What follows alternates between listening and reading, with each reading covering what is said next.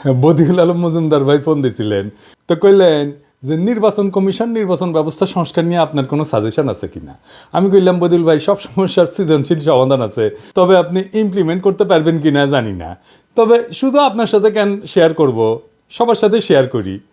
তো আসেন আগে সমস্যাগুলো দেখি, আর দেখি আমার out of the box idea দিয়ে একসাথে কতগুলো প্রবলেম সলভ করা যায়। আমি প্রথমে বইলা রাখি যে তত্ত্বাবধায়ক সরকার কনসেপ্ট এটা লং টার্মে ফাংশন করবে না, এটা করেনি, ইতিহাস সাক্ষী। মাত্র 3 টার্ম কাজ করেছে, এটা তারপরে ভেঙে গেল 2006 সালে। হাঙ্গারের পলিটিক্যাল পার্টিগুলা কোনো কমিটমেন্ট রাখে না, চেয়ারে বসলে একবারে ওইটারে জমিদারি বলে মনে করে। তো কোন কোন সমস্যার সমাধান আমার এই out of the box idea দিয়া সম্ভব, আসেন সেটা দেখি। 1 নম্বরে হইতেছে রাজনৈতিক দলগুলো দ্রুত নির্বাচন চায়, এই সমস্যার সমাধান দেওয়া সম্ভব। 2 নাম্বার, রাজনৈতিক দলগুলো বলে প্রফেসর ইউনূসের সরকারের ম্যান্ডেট নাই, এটারও সমাধান দেওয়া সম্ভব। 3 নাম্বার, তত্ত্বাবধায়ক সরকার ছাড়া সুষ্ঠু নির্বাচন করার যে সমস্যা সেটারও সমাধান সম্ভব। 4 নাম্বার, ধ্বজভঙ্গ উপদেষ্টা পরিষদ এটাও রিস্ট্রাকচার করা সম্ভব। 5 নাম্বার, নির্বাচনে ব্যাপক কারচুপি, ভোট কেনা বেচা, এই সমস্ত সমস্যা সমাধান সম্ভব। এইগুলো একসাথে সমাধান হয়ে যাবে। আইডিয়াটা শুনে আউলাই যায় না, আগেই বাতিল বা খারিজ করে দিয়েন না, এই সিস্টেমে ফজিলত আছে অনেক। কিভাবে হবে কাজটা আসেন দেখি। নির্বাচন এখনই শুরু হবে, মানে ধরেন 2-3 মাসের মধ্যে। সব আসনে না, মাত্র 10টা আসনে। যারা জিতে আসবে তাদের 2 জনকে উপদেষ্টা বানানো হবে, 1 জনকে স্পিকার বানানো হবে, তারাই সংসদ অধিবেশন করবে। তাদের কার্যকাল হবে 5 বছর। আবার 2 মাস পর আবার 10 জন নির্বাচিত হয়ে আসবে, তাদেরও কার্যকাল হবে 5 বছর। দরকারে নতুন স্পিকার নির্বাচিত হবে 20 জনের সংসদে, আর আরও 2 জন উপদেষ্টা যুক্ত হবে উপদেষ্টা পরিষদে। এইভাবে 2 মাস পর পর 10 জন করে এমপি ইলেকশন হবে।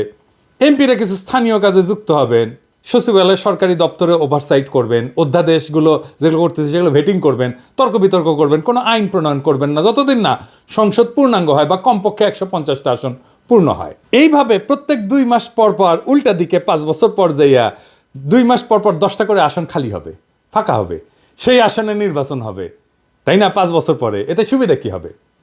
অল্প কয়টা আসনে নির্বাচন করার জন্য আপনি আইন শৃঙ্খলা রক্ষাকারী বাহিনীকে আসনের কেন্দ্রগুলোতে ব্যাপকভাবে মোতায়েন করতে পারবেন। ভোট কেন্দ্র দখল করা অসম্ভব হয়ে যাবে। নির্বাচনী পর্যবেক্ষণ খুবই ভালোভাবে করতে পারবেন, অনেক পর্যবেক্ষক দিতে পারবেন। পুরা নির্বাচন কমিশন মাত্র 10টা আসনের জন্য পূর্ণভাবে নিবেদিত থাকতে পারবে। কম লোক দিয়ে বেশি কাজ করা যাবে। মিডিয়া ওয়াচ থাকবে দারুণ ওই আসনগুলোতে, তাই টাকা পয়সা বিলানো বা নির্বাচনী আচরণবিধি লঙ্ঘন করা প্রায় অসম্ভব হয়ে যাবে। একটা হাইব্রিড শাসন চলবে কিছুদিন, যেখানে জনগণের নির্বাচিত প্রতিনিধিরাও থাকবে এবং ক্রমাগত তাদের সংখ্যা বাড়তে থাকবে। তারা অধ্যাদেশ ভেটিং করে দিলে উপদেষ্টা পরিষদের একছত্র কর্তৃত্ব খর্ব হবে এবং একটা আলাপ আলোচনা তর্ক বিতর্ক হবে, ব্যালেন্স অফ পাওয়ার আসবে। অন্তর্বর্তীকালীন সরকার ধীরে ধীরে নির্বাচিত প্রতিনিধি দিয়ে প্রতিস্থাপিত হবে। হঠাৎ করে পরবর্তী সরকারকে দায়িত্ব নিতে হবে না, তাদের একটা প্রস্তুতি থাকবে। দ্রুত নির্বাচন দিতে হবে, এটা শুনতে হবে না প্রফেসর ইউনূসকে, নির্বাচনের মধ্যেই শুরু হয়ে যাবে। এই সরকারের ম্যান্ডেট নাই, এই অভিযোগে শুনতে হবে না। গ্র্যাজুয়াল ইলেকশনের জন্য সরকারি দলের উপর একটা চাপ থাকবে যে মেয়াদ পূর্ণ হওয়ার আগেই সরকার পাল্টে যেতে পারে। জনগণ নির্বাচনে মাত্র 10টা সিটের সরকারি দলকে হারাই দিয়া সরকারি দলকে বার্তা দিতে পারে যে তাদের শাসন অজনপ্রিয় হয়ে গেছে, তাদের 5 বছর পর্যন্ত অপেক্ষা করতে হবে না রায় দেওয়ার জন্যে। সরকার 2.5 বছরে বদলে ফেলা সম্ভব। আপনারা দেখবেন সাধারণত সরকার গঠনের প্রথম 4টা বছর এর তুলনায় শেষ বছরের চিত্র কিন্তু ভিন্ন হয়। কিছুটা সংযত হইয়া শেষ বছরটা সরকার, সরকারি দল, নেতাকর্মী অনেকটাই জনবান্ধব হওয়ার চেষ্টা করে। কারণ একটাই, যে সে তার ইমেজের যে ক্ষতি হয়েছে সেটা সরকারের শেষ বছরে ভালো করতে চায়। কারণ সামনে নির্বাচনের খাড়া যদি সব সময় ঝুলায় রাখা যায় তাহলে এটা কত ভালো হবে ভেবে দেখেন। সবসময় জনগণের ভোটের চাবুকের মুখে থাকবে সরকার। ভবিষ্যতে যখন এই নির্বাচন পদ্ধতি নিয়মিত অনুসরণ করা হবে তখন কিছুদিন পর পরে সরকারের গৃহীত কর্মসূচি জনমত যাচাইয়ের সুযোগ থাকতেছে। প্রতিনিয়ত সরকারকে জনগণের কাছে যাইতে হচ্ছে বলে সরকার জনকল্যাণমুখী হওয়ার ক্ষেত্রে সচেষ্ট থাকবে।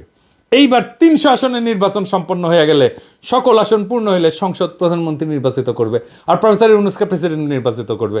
পাওয়ার ট্রানজিশনটা গ্র্যাজুয়াল হবে, অ্যাব্রাপ্টলি বিদায় নিতে, হঠাৎ করে বিদায় নিতে হবে না। সব অন্তর্বর্তীকালীন সরকারের এক্সিট প্ল্যান নিয়ে দুর্ভাবনা থাকে, কিভাবে তারা শাসনটা শেষ করবে সেই দুর্ভাবনা এখন আর থাকলো না। এক্সিট এর মধ্যে দিয়ে পরিকল্পিত হয়ে থাকলো। একসাথে কতগুলো সমস্যার সমাধান হলো দেখেন। এখন এই 10টা আসন কিভাবে নির্বাচন করা হবে সেটা দৈব চয়নের মাধ্যমে হইতে পারে। এই ধরনের নির্বাচনী ব্যবস্থা কি কোথাও আছে? হ্যাঁ, না, নাই।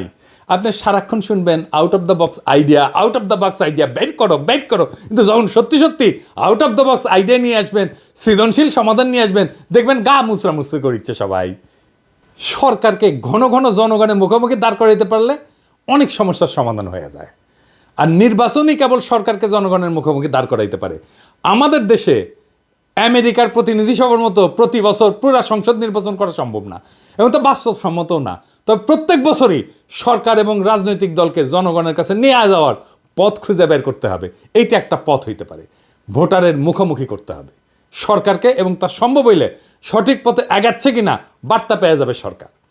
5 বছর পর পর একটা জাতীয় সংসদ নির্বাচন তত্ত্বাবধায়ক পদ্ধতির মধ্যে দিয়েই হোক বা অন্য পদ্ধতির মধ্যে দিয়ে হোক, এই যে কোনো সুফল বয়ে আনতেছে না সেটা তো প্রমাণিত। খুঁজতে হবে নতুন বিকল্প নির্বাচন পদ্ধতি, নতুন সরকার পদ্ধতি, যা প্রতিনিয়ত সরকারকে জনগণের মুখোমুখি দাঁড় করাবে। আপনাদের কি মনে হয় এই মডেল অনেক সমস্যার সমাধান করে দেবে না? আর আমার ক্ষুদ্র ভ্রাতার ভগিনীর কবে দাদার মাথায় কত প্যাঁচ রে বাবা, অটিকি আমার মাথার যদি একটা পেরেক ঢুকে দেয় না কেউ, ওটা বের করলে সেটা স্কুপ হয়ে বেরোবি। সেই জন্যেই আমার প্ল্যানিং নেয় না কেউ, ভাবে কি না এর মধ্যে করে রেখেছে এই প্ল্যানিংয়ে, শেষে ম্যাঙ্গো আর স্যাক দুই জয় বাংলা হয়ে যায় কিনা। তাই আমার কাজ প্ল্যান দেওয়া, দিলাম, ভাইবা দেখেন, ক্ষতি তো নাই। জুলাই আগস্ট বিপ্লব নতুন নতুন সম্ভাবনার দুয়ার খুলিছে। সেই দুয়ার দিয়ে আলো আসবে, সেই আলোতে শত ফুল ফুটবে, শত মত বিকশিত হবে। এইভাবেই দেশ আগায় যাবে। নতুন দেশের পথে আমরা অল্প অল্প করে আগাইতে থাকবো, এবং সেটাই হবে বিপ্লব। ইনকিলাব জিন্দাবাদ।